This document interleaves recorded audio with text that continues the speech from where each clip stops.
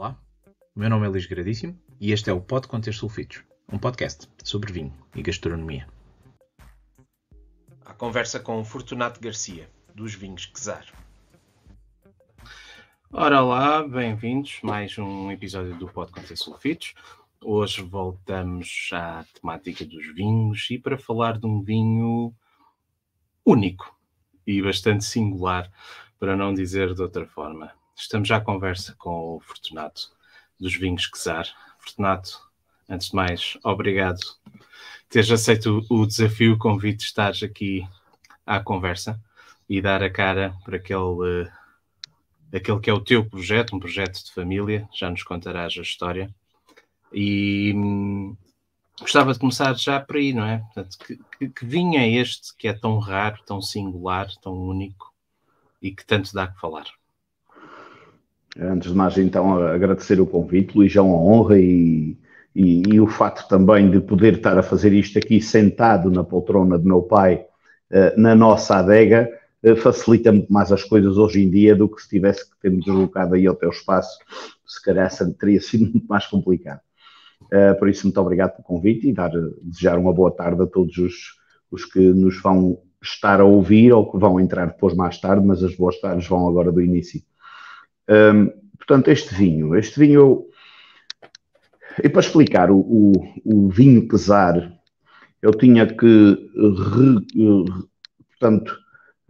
ir para trás no tempo e ir para 1460. Portanto, recuar para o século XV, perceber que foi nessa altura que foram introduzidas as vinhas, perceber que durante vários séculos houve várias referências ao famoso vinho passado do Pico, que é aquilo que hoje em dia o meu Quesar é, que é um vinho sem nenhuma adição de nada, portanto é um vinho completamente natural, e depois o facto dele ser considerado único, como disseste muito bem, e está a ser considerado único por vários professores de enologia, por masters sommeliers, por jornalistas que os provam, por enófilos que passam aqui ou que conseguem provar quando eu saio, de provar coisas que toda a gente faz a mesma referência, nunca provei nada igual. Portanto, isto deve-se muito ao facto de ser um vinho que atinge mais de 18, por exemplo, estes últimos agora estão com 19,2 e 19,3, naturalmente adquirido, ou seja, segundo os livros de enologia, até isto é impossível de acontecer.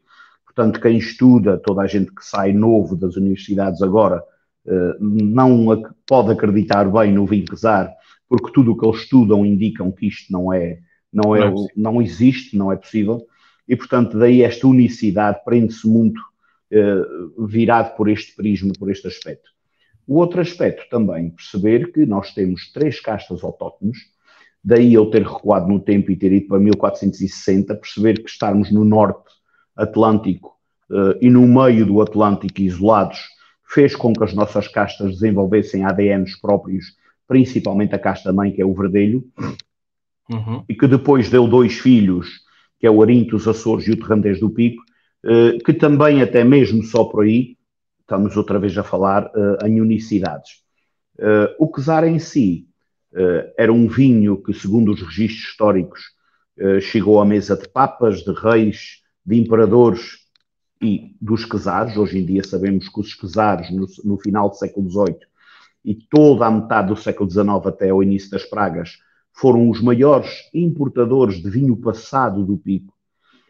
E aqui eu faço a referência do vinho passado, não dos séculos passados, mas devido a ser vinho feito de quais passas. Portanto, as uvas que nós escolhemos, maioritário, têm uma concentração de açúcares muito grande e daí ter sido conhecido durante muitos séculos como vinho passado. Portanto, gosto muito de fazer esta pequena resenha histórica para se perceber que o que eu estou a fazer não é nada de novo. Foi a tendência para desaparecer porque é um vinho muito difícil. Tenho um livro do século XVII do Padre Maldonado que diz que o mais célebre vinho desta grande ilha é o que os locais chamam passado, que só aparece em anos de condições atmosféricas excelentes. Portanto, isto é excepcional perceber que no século XVII nós temos um registro que diz que este vinho é natural. Porque se nós fortificássemos, ele havia todos os anos. Portanto, só aparece vinho passado quando o tempo assim o deixa acontecer. E hoje em dia o meu Czar é igual. Quando falas em vinho passado, eu não posso deixar de pensar no passito. Ou os vinhos de palha, não é? Portanto, os vinhos em que se faz precisamente esse processo de desidratação, mas normalmente um processo de desidratação que é feito já com a uva colhida. No teu caso, não é no assim. meu caso, não. E daí a dor de cabeça que é produzir. E daí também, meu pai, no início do século XXI, era a última pessoa do mundo a produzir o antigo vinho passado do Pico. Porquê? Quando nós apanhamos, também se fez experiências. Eu, miúdo, lembro-me de ver as uvas estendidas para se fazer a experiência exatamente do que acabaste de dizer dos passitos. O que é que acontece com o vinho que sai dessas uvas colhidas previamente para desidratar? As leveduras indígenas, ou pelo menos as resistentes que transformam estes açúcares em álcool, não trabalham. Então, para poder produzir estes vinhos, a uva tem que estar sempre viva, digamos assim. Portanto, ou seja, tem que estar sempre na planta. E para produzir este vinho, a uva é vindimada e no mesmo dia é espremido, portanto, de maneira que corra tudo dentro do seu processo mais natural possível. Os vinhos que se testou em fazer dessa forma ficavam doces, ou seja, ficavam com os 15,5, 15,8, que os livros todos de enologia dizem que é o máximo que as leveduras conseguem atingir. E por isso é que se fica com um vinho doce, não é? Porque muito do açúcar que lá está acaba por não ser convertido. Por não ser consumido. Mas no teu caso não é assim, porque o vinho acaba por ficar seco, ou praticamente seco. Fica quase sempre seco, embora a designação de seco hoje em dia está até 40 gramas de açúcar. Portanto, eu posso chamar um vinho seco com 30 gramas de açúcar residual, não é? O que acontece com os nossos vinhos também? O fato de vir uma concentração de açúcares na uva também traz uma maior concentração de acidez. Então, os meus vinhos realmente, mesmo tendo 30 ou 30 e poucas gramas de açúcar por litro, têm acidez de 7, de 8 e de 9. Por exemplo, o 2014 tem uma acidez de 9,7, o que é difícil de dizer que aquilo é doce. O vinho é seco. É um ligeiro adocicado, não? É uma sensação açucarada, mas que não é doce. Não, e neste caso, às vezes, em muitos países, deixa-se açúcares residuais para tentar compensar, desculpa, acrescenta-se acidez para tentar compensar algum açúcar residual. Eu acho que no meu caso é o contrário, o açúcar residual existe para que a acidez também não seja preponderante e exagerada. Então, o que eu acho é que os dois, quer a acidez, quer o açúcar, andam muito balanceados sempre nos meus vinhos e é tal coisa da natureza fazer coisas maravilhosas. E um dos desafios que tens tido é comunicar o vinho, não é? Porque quando nós vemos 18, 19, 20% de álcool, pensamos intrinsecamente em fortificados e o teu vinho não é de todo um fortificado. Como é que tens resolvido isto? É assim, o melhor exemplo que eu dou, eu tive uma experiência incrível com um Master Sommelier canadiano que estava a dar a volta ao mundo a provar vinhos vulcânicos. E ele, na altura que está no Pico, é na altura que eu tinha engarrafado aquela barrica que foi assim uma anormalidade, que me atingiu 20,1. E eu, na altura, foi o primeiro cristal que eu fiz. E na altura ele estava a tomar notas do Czar, eu a explicar o que era o Czar, e disse, eu por acaso tenho, este ano engarrafei um vinho de 2009 que atingiu 20,1. E ele olha assim, ele estava sentado, eu em pé, ele olha assim para mim, e eu estou mesmo a ver a expressão como quem diz, yeah, right. Agora 20 graus natural. Vai gozar com outro. Vai gozar com outro, tal e qual. E eu pergunto se ele quer provar, ele diz, claro. E eu abro a garrafa na frente dele, ponho no copo, ele cheira a segunda vez. Não sei se pode dizer estas coisas num podcast, mas também como não é televisão, e ele diz, shit, it's true.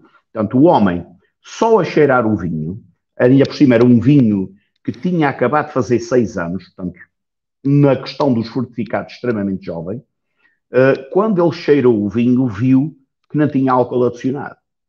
Portanto, e é isto a minha melhor forma de provar às pessoas que o meu vinho é natural. O meu primeiro ponto é provar sempre mais do que um quesar, para se perceber que eu não sigo uma linha, é conforme a natureza o dá. E a segunda forma, eles mesmo hoje em dia, vinhos com 9 anos de envelhecimento de casco, comparativamente com os fortificados, é extremamente jovem. E o álcool nunca prevalece. Qualquer vinho fortificado com 9 ou 10 anos, tu tens um álcool bastante elevado, quer no nariz, quer na tua bochecha, quando o provas. E o meu não.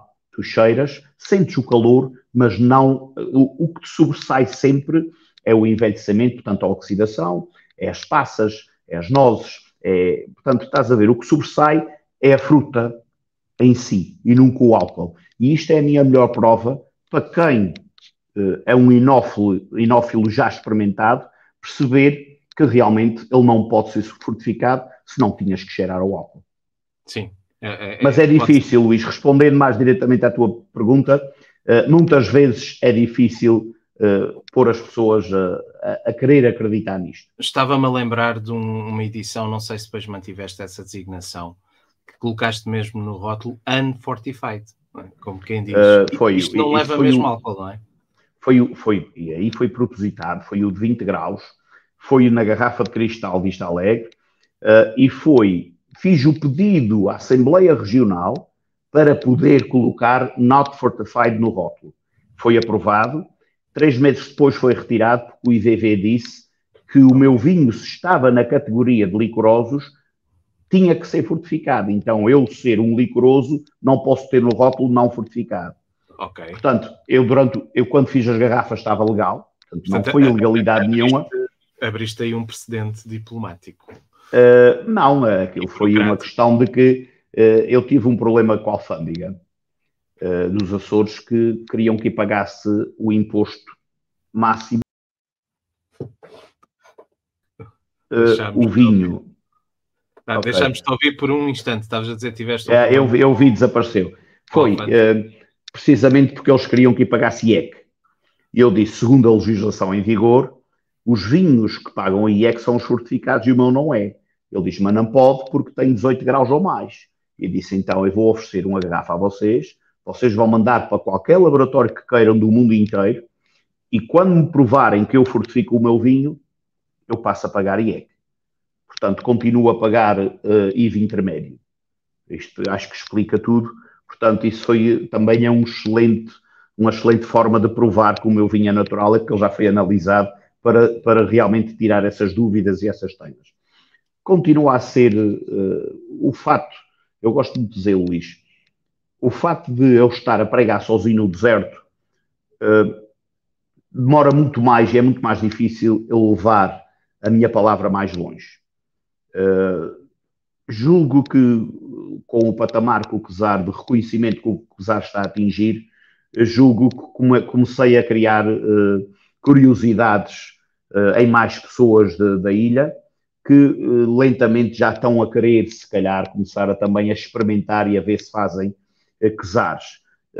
E isso para mim é excepcional. Porque se eu tivesse mais 2 ou 3 players e isto não tivesse desaparecido e meu pai não tivesse ficado o último da história, se calhar hoje em dia o Quesar estava ainda mais longe do que está neste momento, porque havia mais gente a pregar o mesmo. Eu a pregar sozinho crio muito mais dúvidas do que se tivesse mais 2 ou 3 a dizer não, é verdade, e também faço. Exatamente.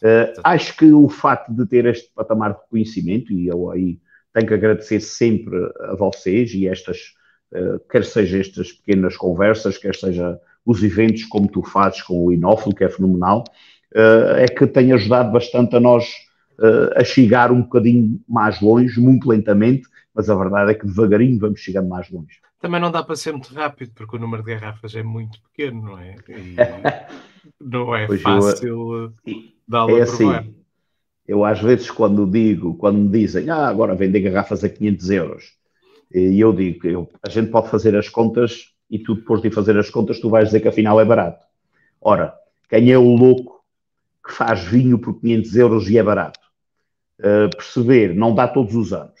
Para se ter uma ideia, já agora aproveita, deixa, esta década 10, 12, 16, 17 e 18 são anos de não quesar. Portanto, 5 anos numa década. Ou seja, 50%, zero. Envelhecer entre 8 a 9 anos, foi o patamar que eu acho que atingi de ideal para envelhecimento dos meus vinhos. Portanto, aquilo que eu ganho e aquilo que eu perco vamos lá ver, está no máximo de estabilidade que eu acho. Portanto, envelhecer entre 8 a 9 anos, perco entre 45% a 50% para a parte dos anjos. Ou seja, mais 45% que vai à vida. E depois, para os anjos e para o adegueiro, não é? O adegueiro também ajuda a evaporar algum. O adegueiro, mas os anjos bebem mais do que eu, o que não é justo. Mas pronto, mas enquanto eles continuarem a proteger os vinhos aqui na adega, eu aceito que eles continuem a beber mais do que eu. E por último, Luís, a criação velha, que é as zonas onde eu tenho, a única zona do Pico que eu tenho as minhas vinhas, foi a única... então eu adiantei-me, desculpa. Não, mas é importante se perceber que a criação velha, depois da filoxera, em 1872, é a única zona do Pico que replanta as nossas castas autóctones.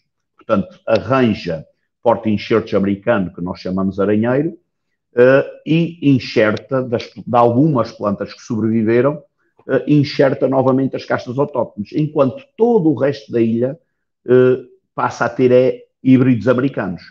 Conclusão, nós desaparecemos do mapa, porque só um cantinho é que produzia e a gente bebia o todo, e perceber que é a única zona que tem vinhas centenárias. Com as vinhas centenárias da criação velha, a maior parte da criação velha não é bem centenária, foi tudo reformulado nos anos 40. Mas pronto, mas já estamos a falar em vinhas velhas, não é por aí. Mas foi mesmo tudo reestruturado nos anos 40? Não. Nada? Para aí 90%. Ok. Foi reestruturado. Ainda há umas cepas. Eu talvez, não sou só eu, mas deve ser das pessoas que têm mais cepas centenárias do Pico.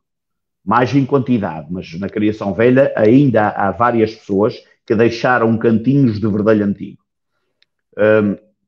E, portanto, as vinhas velhas da criação velha produzem, em anos bons, em média 2.500 quilos por hectare.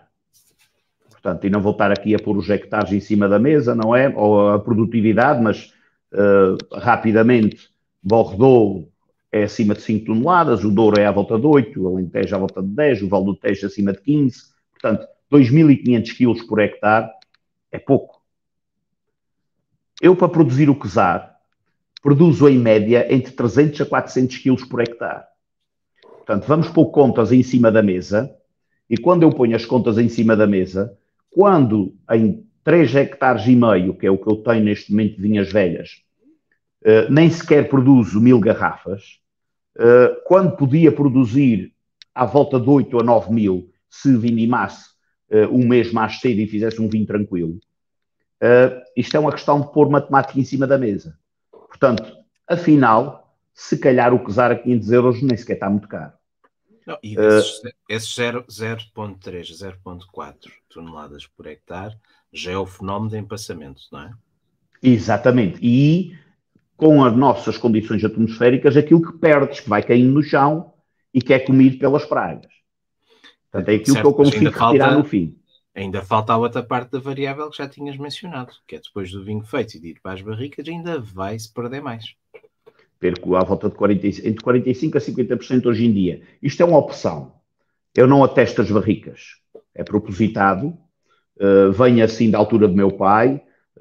Presumo que era assim que nos séculos passados se fazia, porque nós conseguimos, desta forma, ter uma oxidação que é comparativo aos vinhos, e posso mesmo referir, porque foi-me dito por especialistas de vinho do Porto, é comparativo a vinhos do Porto de 50 a 60 anos.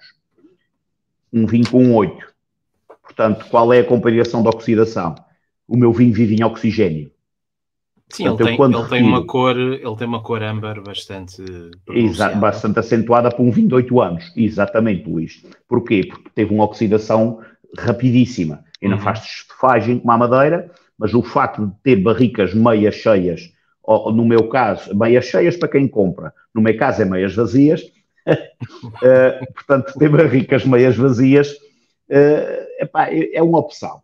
Eu podia atestar as barricas e esperar 40 anos, mas daqui a 40 anos a grande probabilidade que havia é que não provava nenhum. E então, assim, com 8 anos, eu vou bebendo dele. E acho que é justo. E assim, tem uma boa relação entre os anjos. Eles bebem e eu também vou bebendo ao fim de 8 anos e fico satisfeito com isso. Não, foi uma opção que veio de trás. Acho que a oxidação é excepcional. E tive, todas as vezes que quando alguém me compra vinho, pergunta-me, depois de abrir, quanto tempo é que ele aguenta em garrafa? Depois de eu abrir a garrafa, tem que bebê-lo o quê? Numa semana? E a minha resposta normalmente é sempre a mesma. Não, pai, 10 meses, 1 ano, isso está sempre bom. O vinho já cresceu no oxigênio, não vai estragar mais, exatamente, Luís. Eu tive aqui o Dirk e ele fez-me essa pergunta e disse, 8, 10 meses, 1 ano, tu não notas diferença nenhuma. E ele fica a olhar para mim e disse, mas não pode ser. Isso nem sequer os portos fazem isso. E depois para um bocadinho e diz assim, mas afinal pode. O teu vinho vive em oxigênio toda a vida. Exatamente, Luís. Portanto, o facto de eu abrir uma garrafa de vinho, aquilo foi a vida dele. Ele se calhar não gosta, está fechado. Exatamente. É muito provável que sim, não é? Para não aparecer as zonas de eventualmente redução, que depois até vai estragar a parte boa que também nunca vi mesmo nos antigos. Portanto, ele vê lá, ele tem sempre açúcares residuais, tem sempre acidez elevadíssima. Álcool, que normalmente é sempre acima de 18. Portanto, ele tem grandes dificuldades em seja lá o que for exterior querer entrar ali, porque ele autoprotege-se. Sim. Pode-se dizer que é um vinho com grande longevidade, garantidamente. Será um exercício interessante. Aliás, nós, aqui há uns anos atrás, fizemos uma mini vertical, umas 6 ou 7 referências. Aquela prova foram 6 no Porto. E algumas já levavam 30 anos em cima? Já mais de 30 anos. A gente já tínhamos, eu acho que o mais velho que levei foi de 90 ou 91. Sim, já tinha uns dias grandes. A prova foi em 2018 e os vinhos, de uma forma geral, estavam todos impecáveis. Estava tudo, A idade não é um problema para estes vinhos. Não, eu também é uma das coisas que às vezes... e agora comprando uma garrafa, quanto tempo é que posso guardá-la? Eu normalmente, brincando, mas ao mesmo tempo a sério, digo, podes deixar para os teus bisnetos que ele não se estraga. Eu nunca provei um vinho que viesse do meu trisavô, porque é a tal história das pragas de 1862, o nosso passado desapareceu. Mas tenho vinho de 1961, meu pai já, e o vinho está incrível. Portanto, isto tem tudo para durar mais 100 ou 150 anos, garantido. Por isso, quando eu digo que ele pode durar 200 anos, ele tem tudo o que os brancos precisam para ter longevidade, que é açúcar, acidez e álcool. Por isso, tem tudo para realmente aguentar várias décadas, para não dizer vários séculos, sempre vivo. E não há nenhuma barrica que esteja a ficar esquecida? Já não quero. Eu fiz a experiência com o 2011, 12 anos de barrica, e achei que provavelmente se tivesse atestado poderia ter corrido bem. Como fiz o mesmo processo que faço sempre até agora, pela primeira vez provei um quesar que me sobressaiu na parte de trás da língua. Eu nunca provei um quesar que o amargor aparecesse. Nos meus vinhos, a língua só existe do sal para a frente, ou seja, de meio para a frente. E aquele 2011, com 12 anos de barrica, a parte de trás da língua disse, eu também existo. E disse, E nas mesmas madeiras que os outros? Na mesma madeira. Tudo carvalho francês, tudo barricas muito velhas. Portanto, o procedimento foi todo igual, pura e simplesmente mais anos. Daí, eu acho que aquilo que eu ganho em complexidade na estabilização dos vinhos, que vê lá, com estes anos todos, nada é adicionado. Ele é engarrafado sequer sem ser filtrado. Portanto, ele é todo engarrafado direitinho do lote para a garrafa, não passa por mais nada. Portanto, ele faz tudo naturalmente até a estabilização neste momento. Portanto, o que eu notei é que o meu 13 eu fiz lote mesmo com 8 anos. O meu 14, eu fiz lote com 8 anos e 5 meses. E achei que quando fiz o lote, achei que o 14 estava ligeiramente a querer aparecer. Agora, depois de engarrafado, já foi. Já não tem também. Mas naquele momento, houve aquele pequeno toque no amargor da língua que disse, não, nunca mais. Entre 8 a 9 anos, nunca mais está mais tempo. Portanto, tem 2 experiências que disse, epá, não quero. O que é que tem esquecido? Tenho algumas garrafas esquecidas. Isso sim, mas em barrica não. E é importante construir essa biblioteca, enoteca, chamem-lhe o que quiserem. É que meu pai nunca o fez e eu tenho pena porque há vários vinhos do meu pai que eu tenho muita dificuldade em achar. Felizmente, com o reconhecimento do nome e da marca, de vez em quando aparece um telefonema. Posso contar aqui uma história engraçada. Tenho um primo do meu pai, que tem 82 anos, que emigrou para os Estados Unidos, na Califórnia, e um dia viu aí a referência do Czar na Forbes, portanto o gajo está nos Estados Unidos, saiu uma notícia na Forbes, e ele escreve-me e diz, pá, sabes que eu tenho uma garrafa que teu pai me ofereceu da última vez que eu estive no Pico. Ora, a última vez que ele veio ao Pico foi há mais de 40 anos. Fantástico. E eu fiquei logo entusiasmado e disse, pá, isso se calhar é daquelas que eu não tenho, eu dava-te uma das minhas novas, se me oferecesse essa garrafa, isso provavelmente nunca vai ser para abrir, mas eu até gostava de fazer uma pequena vitrine com os vinhos do meu pai, aqueles que nunca serão para vender, é mesmo só para dizer isto começou assim.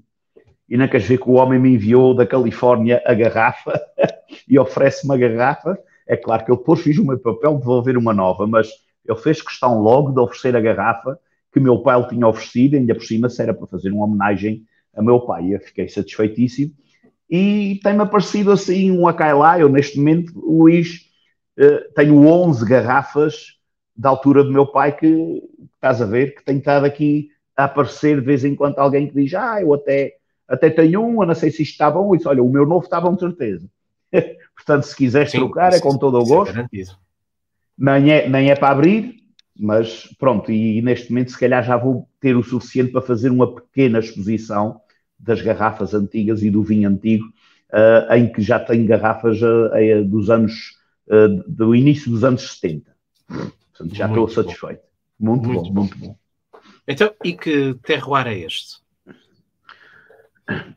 Ok, isto cientificamente, o nome científico chama-se Lava Parrorói, que isto é um nome havaiano, portanto eles deram os nomes havaianos.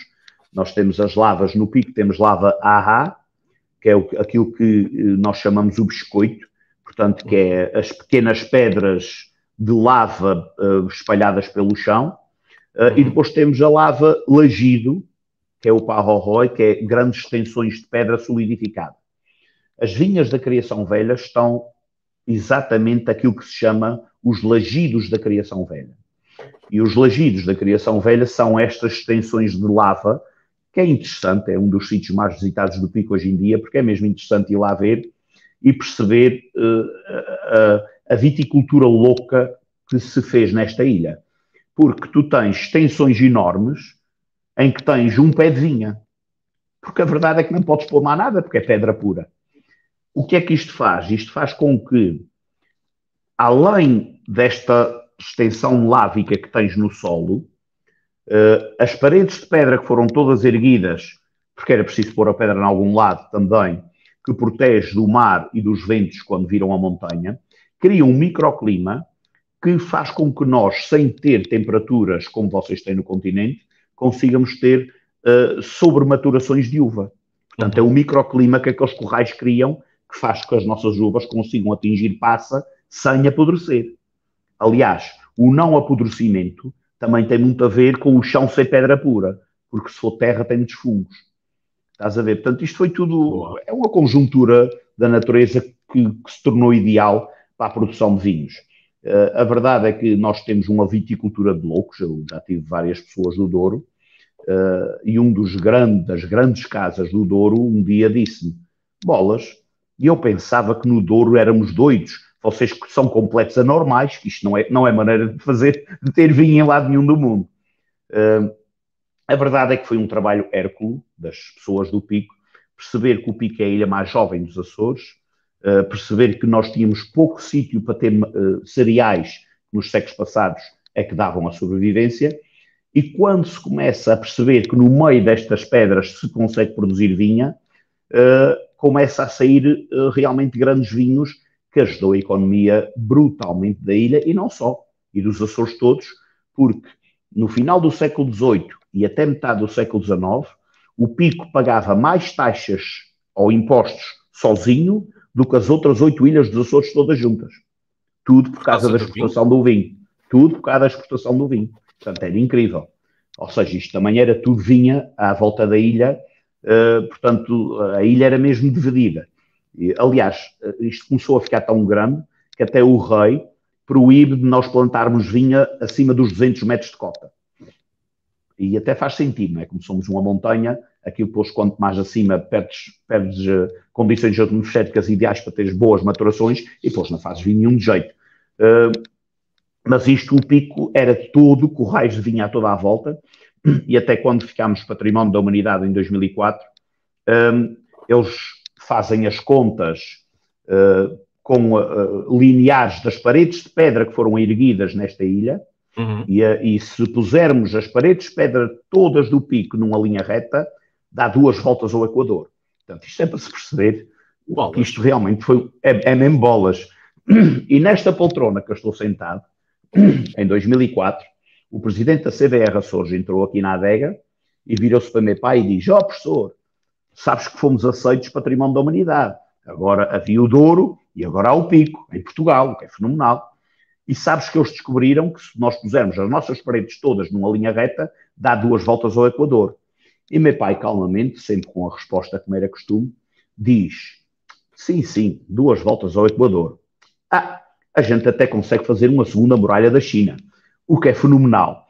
A questão destas conversas é se perceber que durante séculos o que se teve que fazer para conquistar a terra nesta ilha árdua foi incrível, mas ao fim e ao cabo eu acho que depois os deuses, se calhar, ou os anjos, se calhar já prevendo que iam beber muito vinho, ajudaram nisto tudo e fizeram com que nós, hoje em dia, e já nos séculos passados, tivéssemos um vinho digno de apresentar em mesas de papas, reis e czares.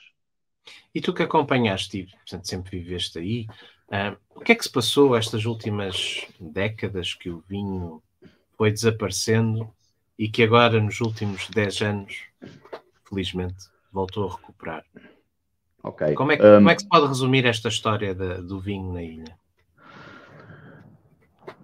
Ok, primeiro, o vinho na ilha era um bem essencial. Perceber que desde 1460 nós temos vinho, então quando aparecem as pragas é impossível não ter vinho. Virou-se para a parte fácil, também perdeu-se muita mão de obra, porque houve um surto de imigração enorme nessa altura. Aliás, éramos a terceira ilha mais populosa, com à volta de 35 mil habitantes, hoje temos 15, vê lá. E, portanto, viraram-se para os híbridos americanos, mas a questão essencial, tem que se ter vinho nesta ilha, sempre. E toda a gente tem vinho em sua casa. Deixou de ser, foi um negócio. Produzes para a tua família. Para consumo. Criação Velha, a única zona com as castras autóctones, produz para a Ilha do Pico. Restando um bocadinho para Faial, algum ia para São Miguel, mas estás a ver, as quantidades eram tão ínfimas que não dava para exportar nunca, jamais.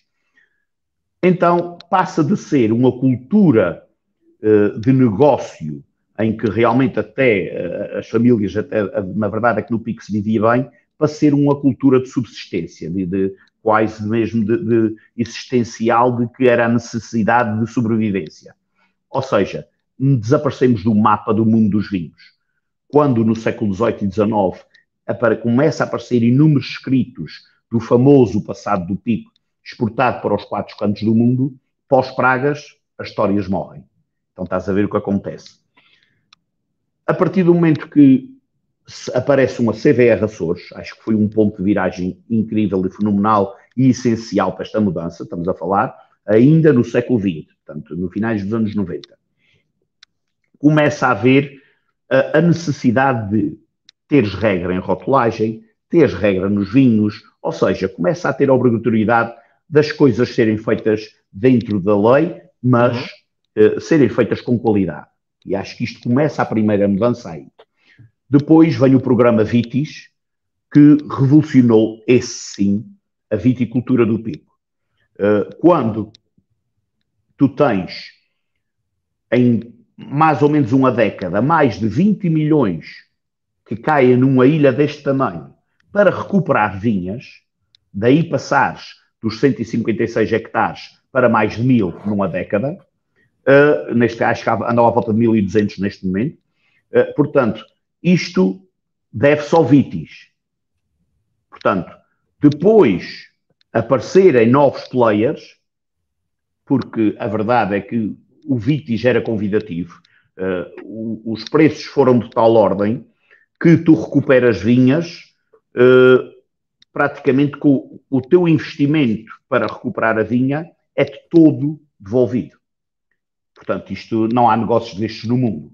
Portanto, vir novos players que aproveitaram isto muito bem, eu não tenho nada contra. Mas a culpa da revolução disto tudo é o Vitis. A verdade é que estes novos players ajudaram depois a pôr um nome noutros lados. A pôr o nome no mapa outra vez. Exatamente. E aí sim, aí é que eu tiro o chapéu, de realmente foram este crescimento desta quantidade de vinhas e começar a haver muito mais gente a produzir vinho novamente, que faz que o nome Pico, a nível dos vinhos, comece, e como tu disseste muito bem, a aparecer no mapa novamente. Portanto, houve aqui uma fase, neste caso não é uma fase, por isso é que eu queria dizer, houve aqui 2, 3 fases cruciais para que isto acontecesse. Verdade, verdade. Se não aparecem certos players aqui, a gente ainda estava atrasados. Portanto, eu também reconheço que eles ajudaram bastante a nos pôr no mapa, e um deles é a Azores Wine Company. Portanto, mas temos já a Adega Cooperativa, que continua a ser o maior produtor de vinhos dos Açores. Portanto, que é o maior produtor do Pico, não é? E depois temos outros players a aparecer novos, mas com grandes quantidades de vinhas e a produzir vinhos incríveis. E é claro que depois, por isso é que eu não gosto de dizer que a culpa disto está tudo num patamar de reconhecimento é do Czar, que não pode. Aliás, eu sou o mais pequeno deles todos. Eu acho é que, mesmo todos juntos, nós não damos um herdado esporão. Então só faz sentido haver um reconhecimento em conjunto. Portanto, eu custa-me ouvir alguém dizer que foi por minha culpa que não. O Pico, todo em conjunto, é que fez com que nós tivéssemos ou estejamos a chegar onde estamos a chegar neste momento. Não, sem dúvida que foi importante. É verdade é que eles vieram foi com os vinhos tranquilos e não com o passado, mas por aquilo que estavas a dizer, parece que alguns eventualmente já estarão com vontade. Já querem começar a experimentar, só que o grande problema é que este vinho, para se produzir este estilo de vinho, tu precisas de verdelho, maioritariamente verdelho, que não tem só verdelho, mas tem maioritariamente verdelho, e precisas de verdelho velho. Portanto, eu acredito que daqui a 20 ou 30 anos, nos locais próprios, porque já agora volto atrás um bocadinho novamente, o tal mesmo padre Maldonado no final do século XVII, quando ele escreve que só dá, que o vinho passado do Pico só aparece em anos de condições atmosféricas excelentes, ele mesmo também escreve que só existem 4 zonas da ilha com capacidade de produzir este vinho passado. Ok. Portanto, que é as zonas, e elas estão todas identificadas, é fácil, que são as zonas que têm a tal lava para Arroioi. Portanto, o chão biscoito da lava Arra não era reconhecido com capacidade para produzir vinho passado. Portanto, o vinho passado era produzido nos lagidos da Criação Velha, nos lagidos de Santa Luzia, na Ponta do Mistério, que falava-se muito, já li registros, do vinho da Baía de Canas, que a Baía de Canas em si é arenoso, não tinha vinho, é ao lado, a Ponta do Mistério, que é que tem a lava para Arroioi, e um bocadinho na ponta da ilha, que chamamos a ponta da ilha, é o final da ilha, que se chama Engrado.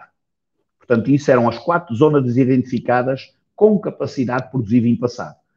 É claro que, por exemplo, além da criação velha, que é que tem as vinhas velhas, neste momento o Lagido de Santa Luzia está uma quantidade muito engraçada de vinhas recuperadas, que acredito que daqui a uns 20 ou 30 anos se consiga começar a fazer vinho passado novamente ali. Portanto, os Grand Crus já estão perfeitamente identificados. Agora é só uma questão de os trabalhar. Boa. Exatamente. E isto leva-me aqui a outro tópico que eu gostava de explorar contigo. És a referência, o único neste momento que está a fazer este estilo de vinho e que, ao longo destes últimos anos, conseguiste posicioná-lo num mercado, vamos lhe chamar ultra premium, não é? Porque o entrada de gama é uma garrafa que se vende a 500 euros e depois ainda há a edição especial, aquele dos 20,1% da garrafa de cristal, que eu nem me recordo do preço PVP ao público, mas era acima de 1000. 1500, sim. Que mercados são estes? Quem é o consumidor destes vinhos? Ok. A primeira cristal, e depois já agora vou-te dar uma novidade, que é a segunda cristal. Já vai sair? Se tiver, já vai a primeira remessa, já vai-me ser entregue a 31 de março, vindo da Vista Alegre também. Portanto, vamos chegar à primeira remessa de garrafas. E tem o exemplo, daqui a pouco levanto, né, 2 segundos, e já mostro a garrafa. A primeira de cristal só foram feitas 75. Por incrível que pareça, 52 foram vendidas em Portugal. Portanto, aquele vinho que eu estava à espera de dar meia volta ao mundo com 75 garrafas, não foi bem assim. Tem várias vendidas nos Estados Unidos, Canadá, África do Sul, no centro-norte da Europa, portanto, tem em Hong Kong, mas basicamente aquelas ficaram todas a jogar em casa. O que eu achei incrível, e o melhor exemplo que eu dou disto foi uma pessoa que me ligou e disse, olha lá, ouvi dizer que nós temos um vinho que é recorde mundial. Nós, quer dizer, o vinho não é meu, é português. E isto fez-me bem a alma, Luís. Sim, sim. Puxar a camisola dentro do nosso país, que eu vejo estas coisas acontecerem quando a seleção joga. Portanto, o meu vinho passar a ser nosso, podes ter a certeza que deu-me um certo prazer à alma. Agora, lanço, essa esgotou em menos de 6 meses, mesmo para estes valores, e agora lanço uma segunda edição de cristal, que vai ser intitulado O Último Czar do Século XX, portanto, que é um vinho ainda, aliás, eu consegui arranjar este vinho na família, porque é uma homenagem ao meu pai, portanto vai ainda dizer no contrarótulo produzido por José Eduardo Garcia, que ele ainda era vivo, e portanto vão ser, e será a última oportunidade de se provar um vinho, ou um czar neste caso, ou um vinho passado, não é do pico, do século XX, porque o resto que eu tenho, são 3, 4 garrafas, nunca vai ser para comercializar, não é? Portanto, a última possibilidade de alguém ter uma garrafa destas, ou o último czar do século XX, o que historicamente bate certo, porque Nicolau II foi assassinado em 1918, não é? Portanto, também foi no século XX, e portanto isto vai ser a última oportunidade de aparecer um vinho destes. São 86 garrafas, este vinho também tem uma pequena história, eu não sei como é que estamos de tempo, Luís. Estou a ver estamos ali. Bem, 40... estamos bem. Estamos bem, está bem. Meu pai, o vinho de 1999 havia 4 barricas, e foi um ano incrível. Atenção, que 4 barricas para nós foi um ano excepcional. Isto é para se perceber mais ou menos o que é que a gente produz. E ele, uma barrica que gostava tanto, que não quis pôr no lote. E guardou. Que era para a gente, para a família, para os amigos. E um dia eu venho da escola e chego aqui à adega e meu pai diz-me assim, olha, Fortunato, a barrica está a ficar um bocado vazia demais, a gente tem que tirar o vinho. E eu enchi 29 garrafões de 5 litros. Ao fim isto foi em 2004. Portanto, vê lá, já nessa altura, meu pai só envelhecia por 3 anos, mas nessa altura aquele teve 5 anos em barrica já. O que lhe deu uma outra estaleca, por isso é que eu estava sempre a dizer a meu pai, pai, a gente havia de deixar mais um ano. E a resposta dele é sempre a mesma, que havia poucas barricas. Fortunato, e onde é que a gente vai pôr o vinho do ano que vem? Pronto, por isso é que tinha que se tirar, não é? E aquele vinho, ao fim desses anos, fomos bebendo, feliz ou infelizmente, eu acho que é felizmente, porque o vinho é mesmo diferente, mas eu consegui então agrupar 14 garrafões. Ora, 14 garrafões deu-me para fazer 86 garrafas. Então fui à Vista Alegre, pedi uma reunião e queria escolher uma garrafa. A minha apresentação do que ia lá fazer é que queria uma garrafa que, se os quesares existissem, se a vissem, quisessem comprar. É claro que eles estavam a tentar vender algo, um negócio que tinha corrido mal, mas a caixa, por acaso, era lindíssima, não é? E já estava tudo feito, portanto tinha havido investimento, mas eu não gostava da garrafa e quis insistir sempre que queria era aquela, até que o comercial vira-se e diz-me assim: ó, Sr. Fortunato, mas está logo a escolher a garrafa mais cara do lote. E disse: pois, é aquela que, se os quesares existissem, olhavam para ela e diziam o lote que queriam. E então, tenho aqui o exemplo. Foi um bocadinho de investimento de loucos, principalmente para uma adega do meu tamanho, e até se puder movimentar o telefone, e estou mesmo aqui no meio da adega, com o meu pai por trás e alguma pequena exposição de vinhos antigos, basta-me rodar o telefone que vocês veem o tamanho da adega do quesar, da parte de envelhecimento. Portanto, estou no sítio ideal. E, portanto, se não te importares de mexer um bocadinho com o telefone... Não, pode ser. Eu levanto e mostro... está bem. E mostro já a outra garrafa, que neste momento a Vista Alegre já vai fazer, vai produzir as primeiras 25. Porquê é que não vem as 86? E isto até sequer faz sentido, porque não posso estar a encher o vinho aos poucos, independentemente de ele estar habituado ao oxigênio. Estas garrafas são todas personalizadas. Ou seja, quem me comprou, ou quem já comprou uma garrafa destas, vai ter o seu nome gravado a ouro. Portanto, a gravação é toda a ouro de 21,3 quilates, e vai ter o seu nome gravado a ouro na garrafa. O problema é que tem que ser antes delas estarem todas cozidas com o ouro, porque o ouro tem que ser cozido para agarrar ao cristal, porque senão, depois de estar a gravar e a encher a ouro e a cozer outra vez, isto é uma dor de cabeça para o ouro que já foi cozido anteriormente. Por isso é que isto foi tudo feito em pré-venda, e a pré-venda acaba agora a 31 de março, que é daqui a dias. Se me dás licença, eu vou aqui pegar. Portanto, isto é que são as minhas barricas de envelhecimento. Está aqui uma calamidade, que é uma encomenda que estou a pôr pronta. Portanto, não reparem aqui na organização. Na organização, boa. Eu estava a dizer há bocado que às vezes estou aqui virado ao mar, porque tem uma vista aqui do mar mesmo em frente à adega. E, portanto, são estas 30 barricas de vinho que me ponho o quesar, que tenho para pôr os meus quesares a envelhecer. 30, não são 300. Portanto, para se perceber a pequenez desta adega, no meu caso, eu acho que é em nível de quantidade, porque a nível de qualidade eu não considero pequenez nenhuma, mas agora estou... Enfim, pronto, aqui temos então o último quesar do século XX. Boa. Está-se a ver a garrafa toda, Luís? Sim, está perfeito. Okay. E vê-se a caixa à volta. Pronto. Portanto, isto é Paulo Santo, toda com os aveludados, com a luz atrás para que a cor do vinho sobressaia. E se reparares aqui por baixo, consegues ver onde tem o dedo? Sim. Ali, esta é a minha garrafa, Fortunato Garcia. Portanto, ali é onde será gravado a ouro, portanto, os nomes de todos os clientes que quiserem a garrafa, pedindo agora ainda, enquanto elas não são todas depois prontas, claro. Qual é o valor da pré-venda?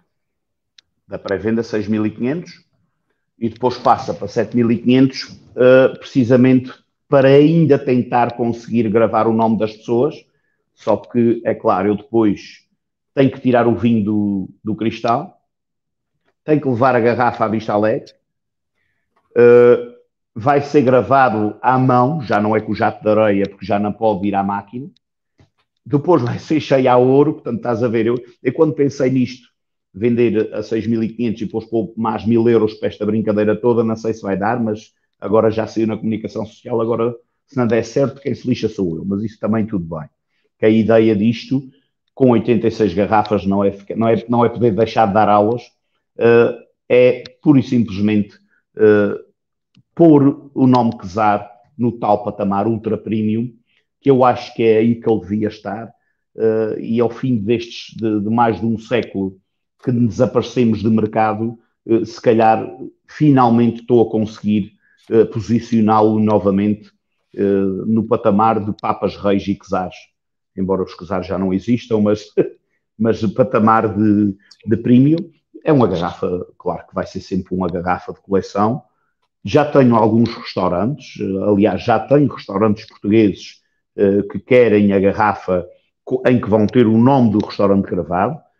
Eu não vou dizer ainda, porque vou pedir autorização primeiro para depois poder publicitar, divulgar, mas mal eu receber as primeiras garrafas, vou logo pedir autorização e se eles aceitarem, depois vou divulgar quais são os restaurantes portugueses que já pediram a garrafa.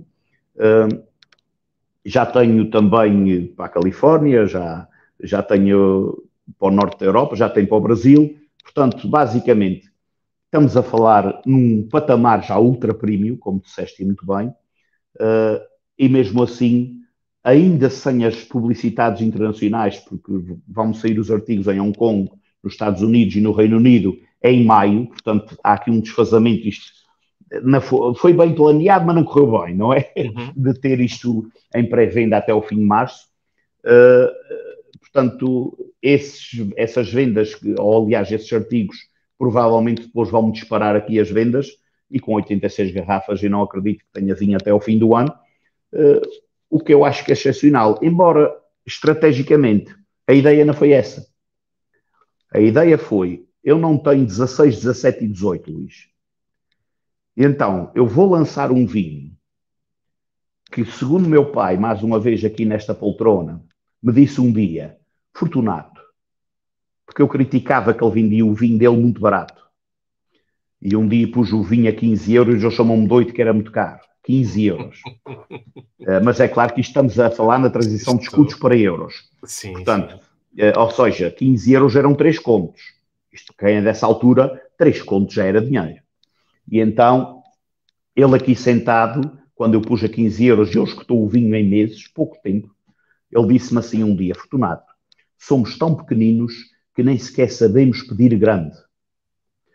Então, esta garrafa foi muito, além de ser o último vinho que vai ser comercializado com o nome do meu pai, foi muito pensando neste aspecto. Somos tão pequenos que nem sequer sabemos pedir grande. E eu disse, não, desta vez não.